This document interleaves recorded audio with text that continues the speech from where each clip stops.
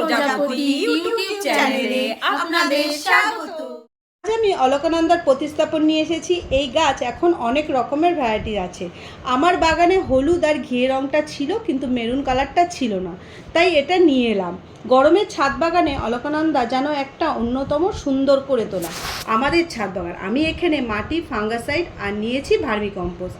রান্নায় যেমন নুন না দিলে রান্নার স্বাদ হয় না, তেমনি মাটিতে ফাঙ্গাসাইড ছাড়া মিশ্রণটি তৈরি হয় না। আমি এখন কোনো খাবার দেব না। প্রতিস্থাপনের 3-4 দিন পর ওকে আমি খাবার দেব। ও ভালো করে মাটির সাথে নিজেকে একটু সেট করে নিক।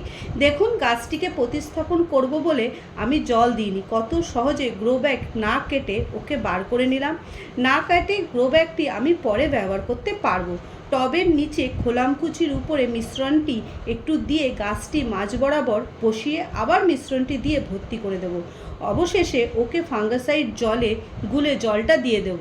এখন আর সেমিসাইডে রাখতে হবে না। বৃষ্টিতে দিলে গাছটি ভালো থাকবে। তাহলে তোমরা যারা অলকানন্দা আনছো তারা এইভাবে প্রতিস্থাপন করতে পারবে। ভিডিওটা দেখার জন্য ধন্যবাদ।